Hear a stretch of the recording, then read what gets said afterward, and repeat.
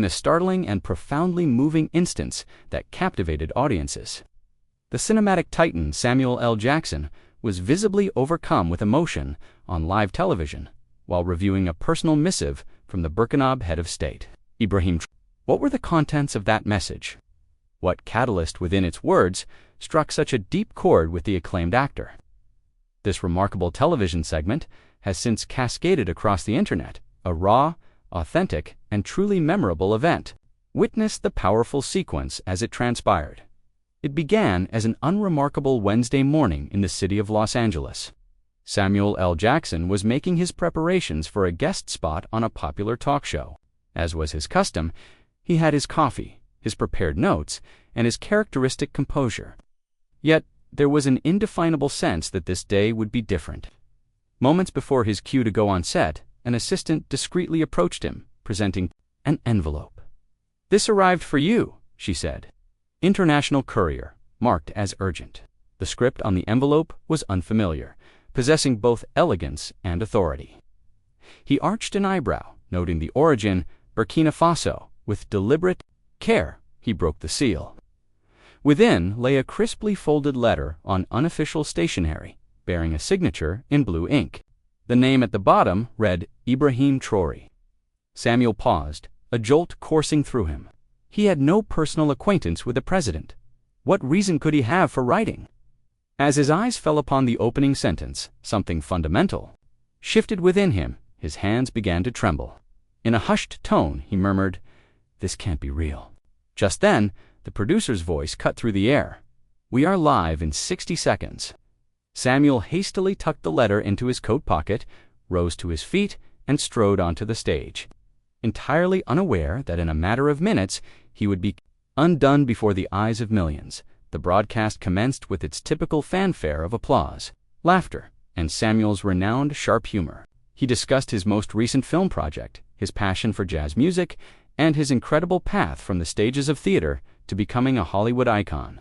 His gaze, however, repeatedly wandered to the envelope nestled inside his jacket. At last, the host broached the subject with a playful prod. "Sam, I have it on good authority. You received a letter today that nearly made you miss the show. From a president, no less." A wave of gentle laughter rippled through the audience. Samuel managed a constrained smile. "Yes, that's right," he responded quietly, retrieving the letter. "From a gentleman named Ibrahim Traoré, the president of Burkina Faso. I can't explain it, but something in this resonated with me deeply." He unfolded the paper on air. A hush fell over the studio. Samuel started to read the words aloud, his voice initially firm. Then, his composure began to fracture, his voice catching and his hands quivering slightly. The atmosphere in the room transformed from light-hearted amusement to rapt astonishment. "I never had a father figure," Samuel read, "but your resilience, your passion, your portrayal of black dignity on screen, empowered young men such as myself to have faith in our own voices." A film of moisture gathered in his eyes. He glanced down, drawing a sharp breath, and the entire audience seemed to hold its collective breath with him. The cameras held their position, zooming closer as Samuel's lips trembled with emotion. He says that seeing me on screen helped him preserve his own sense of self when all around him sought to nullify it. An immense quietude descended upon the studio. Not a cough, not the faintest squeak of a chair could be heard. Viewers in their homes leaned closer to their screens, their mobile phones and snacks completely forgotten. The letter went on. "You were unaware of the weight you shouldered for us, but with every instance you rejected silence. You became a voice for all of Africa's forgotten sons." Samuel dabbed at his eyes but kept his gaze fixed on the letter. This is more than a letter. It's a reflection.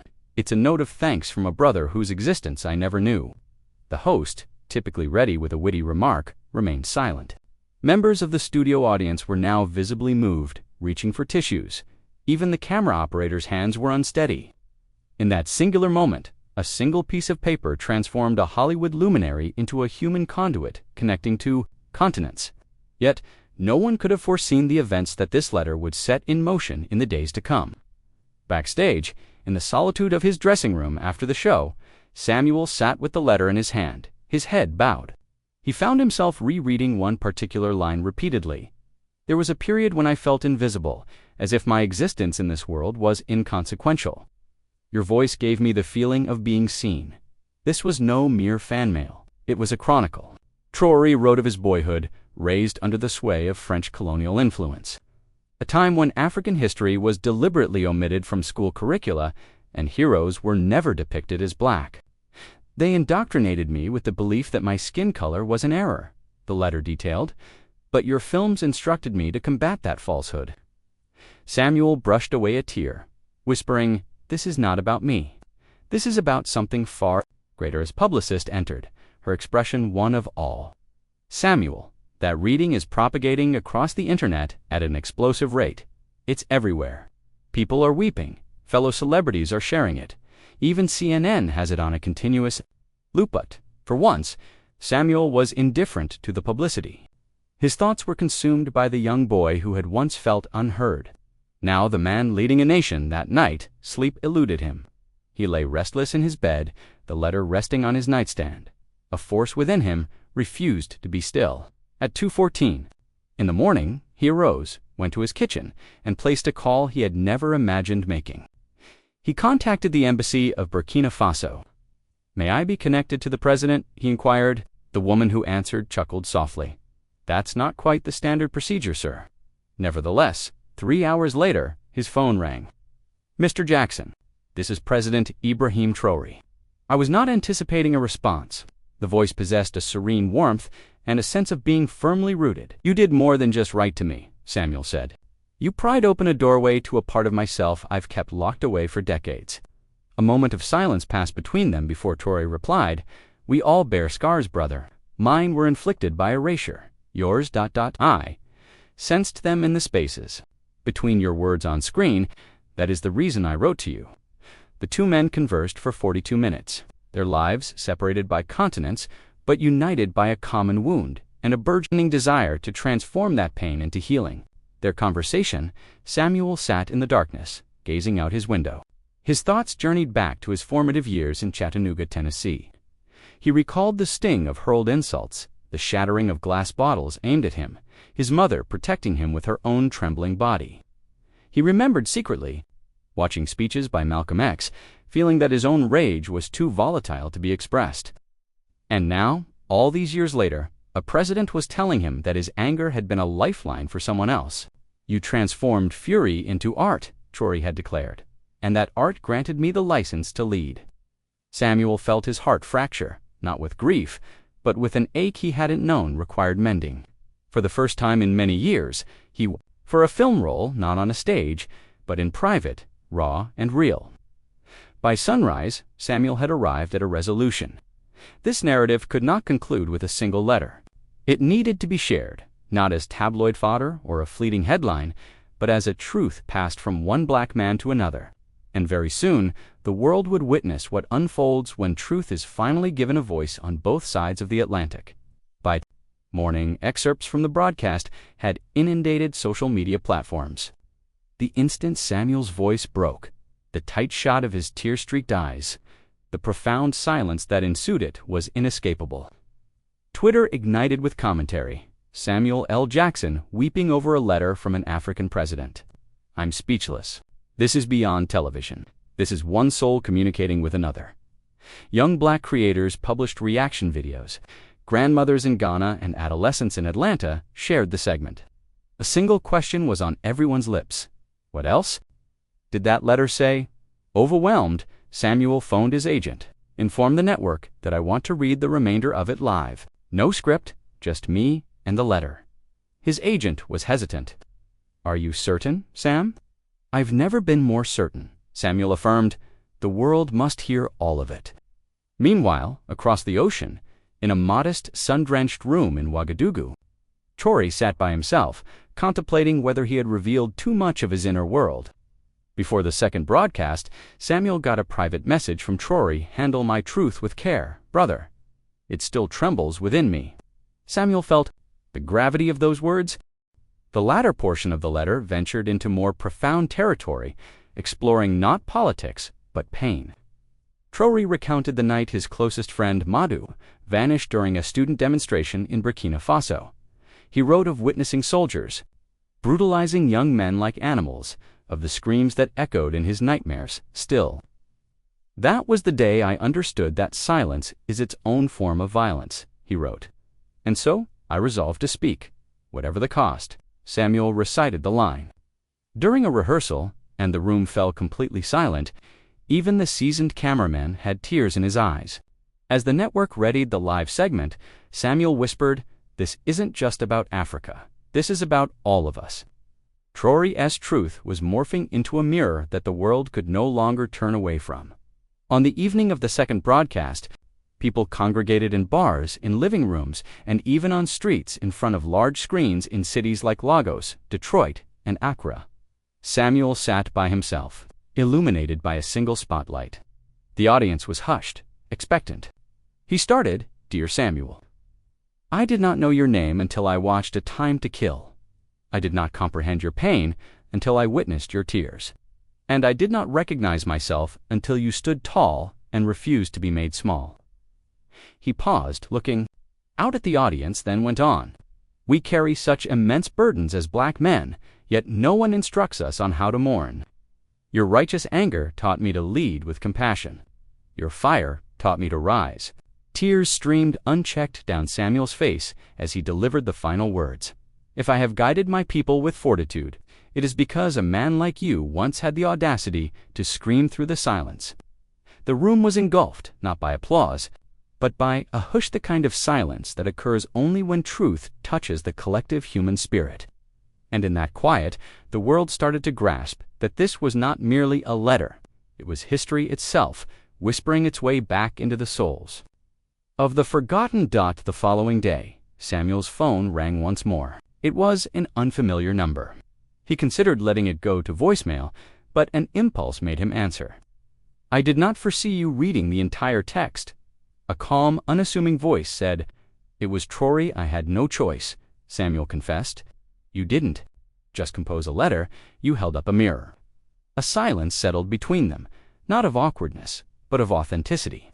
"I wrote that letter to honor a vow," Traoré explained, "to the boy I once was, to Madou, to all the voices the world chooses not to hear." Samuel gripped the phone more firmly. "You have endured a great deal, haven't you?" Traoré gave a soft chuckle. "Hell is when the world observes your suffering and remains silent." He then added gently, "But perhaps heaven is when someone at last truly listens." That evening, Samuel composed something of his own. Not a speech, but a response. He called his producer. "For the next episode, I'm reading my letter." As millions tuned in yet again, Samuel stood on the studio stage. This time, there was no elaborate lighting, no chair, only him, and a letter folded in his hand. He began, "Dear President Traoré, I have portrayed warriors and I have portrayed kings. I have bellowed lines that have resonated in cinemas. But none of those performances could have prepared me to read your pain." He paused, his gaze finding the camera. "You did not write to gain the world's admiration. You wrote because the silence was too painful to bear. And I felt the weight of every word. I felt Madou's cry. I felt your silence, and I felt the inferno it ignited within you." As his voice trembled, he whispered, "I wish I had been aware of you sooner. I wish the world had been." He concluded, "You are not simply a leader. You are a testament. And I see you, my brother. I see you." For a full minute, the studio was once again enveloped in silence. Viewers across the globe sat in a state of stunned stillness. This was not entertainment. It was a communal act of healing. A week prior, during an unpublicized visit to a refugee camp near Fata Ngorma, Traoré had been filmed embracing a weeping boy who had just been orphaned. The child had asked, "Are you the president?" Traoré had answered, "No. Today, I am just a person who is listening." The footage was never meant for public consumption, but it was leaked. It now aired immediately following Samuel's letter. Without audio, just the visual of a president kneeling in the dust, wiping a child's tears with his own hands. Twitter erupted. Instagram was flooded with reactions. In cities from Dar es Salaam to DC, people began to voice thoughts they had long suppressed. This is the kind of individual the world needs. This is what leadership is supposed to embody. Why were we never told his story? But now, because of a letter and a tear, they were listening. And for the first time, the name Ibrahim Traoré was not just a trending topic. It was being etched into memory. That night, Samuel sat in quiet contemplation, holding a printed copy of the letter once more. He could not get one particular sentence out of his mind. She passed away holding my hand, not pleading for aid, but asking me to remember. Accompanying the letter was a photograph, grainy and black and white, of a woman lying on a mat. Her eyes were closed, her face weary yet serene. On the reverse, Ibrahim had inscribed, "My mother, Fatou Traoré, she believed. Dignity held more power than gold." Samuel presented the photograph on his show. The audience grew still. He then disclosed what the world had not known. Traoré's mother had died in a hospital without electricity. She had foregone her own medical care because resources were scarce. Choosing to let a child live in her place, suddenly the sentiment in the room shifted from sorrow to a potent mix of anger, inspiration, and awakening. The next day, Samuel's phone was inundated with calls from celebrities, politicians, and even other African leaders. A renowned film director stated, "This is the film that needs to be made." A senator whispered, "Why was none of this ever brought to my attention?" But the most staggering call was from a nurse in Burkina Faso. "I was present the night Fatou passed," she said, her voice cracking. She smiled at me and said, "My son will not weep for me. He will rise for many." Samuel was unable to respond. He was sobbing. That evening, hashtags like #WeSeeYou and #TraoréTruth began to trend globally. Children started to create drawings of Traoré and his mother. The world was no longer just an observer. It was a participant in the feeling. On the fifth day, just before he was scheduled to go live again, Samuel received an unforeseen video message from Traoré himself. He sat alone in his dressing room, pressed play, and the young president materialized on the screen, looking directly into the camera. "Brother Samuel, I thank you. I never foresaw that a man from Hollywood would carry the memory of my mother as if she were his own." Then Traoré paused, his eyes glistening. "Do you know what wounded me most as a child? It wasn't deprivation. It wasn't conflict. It was observing people pass by our suffering as if we were invisible." He leaned in closer. "But now, the world sees us." The video concluded, and for the first time in his long career, Samuel L. Jackson canceled his script. He walked onto the set, looked squarely into the camera, and uttered 3 words, "We see you." The screen faded to black. The internet detonated. That evening, a special live broadcast aired under the title, "The Letter That Shook the World." But just as the cameras were about to roll, Samuel received another envelope, hand-delivered by a Burkina youth who had flown in for the occasion. Inside were 3 missives penned by orphan children from a village in Burkina Faso. One was signed with a thumbprint and a small drawing of a mango tree. "Mr. Jackson, we witnessed your tears. We weep as well, but we do not weep from weakness. We weep because someone has seen us." The second letter read, "Please inform your nation that our lives are not too insignificant to be valued." The third declared, "We are the seeds that Fatou Traoré planted. Tell the world that we are growing." Samuel walked onto the stage that night, held up the children's letters, and said, "These children have written the true script for tonight." He did not look at the teleprompter again. By the 6th day, something once unimaginable was happening. Presidents, artists, journalists, and schoolchildren had all become part of what was now being called the Fatou movement, not a political campaign, not a charitable foundation, but a quiet, powerful current of truth, spoken with gentleness, but heard with force. Videos poured onto the internet, showing people reading the letter aloud in schools, churches, mosques, and private homes. A mother in South Korea wept as she held her daughter. A soldier in Ukraine whispered the words from a trench. Samuel posted a picture of the original letter on Instagram, captioned, "The most powerful lines I have ever read were not from a script, but from the soul of a nation." And across every continent, people whispered a single unifying phrase, "I see you, Ibrahim. I see you, Fatou. And most profoundly, I see myself in you." The concluding broadcast of the week was not ostentatious. It began with 2 minutes of silence, accompanied only by a montage of clips. children in Burkina Faso smiling, a woman cooking next to a clay oven, a nurse navigating a dirt path with a flashlight. Then Samuel appeared. No stage lights, no makeup, just him. He opened his mouth to speak, and tears came once more. Fatou died with dignity. Ibrahim rose with purpose. And we were transformed because of it. We manufacture stories in Hollywood, but this was real. He closed the show with a final message from Ibrahim Traoré, recorded at sunrise, to all who feel unseen, unheard, and unloved. I was once you, and yet I lead today. Not for the sake of being remembered, but to remind the world that Africa is not a casualty. We are the voice. The screen faded to black. Then, a final message appeared. If this account stirred something within you, do not merely observe, act.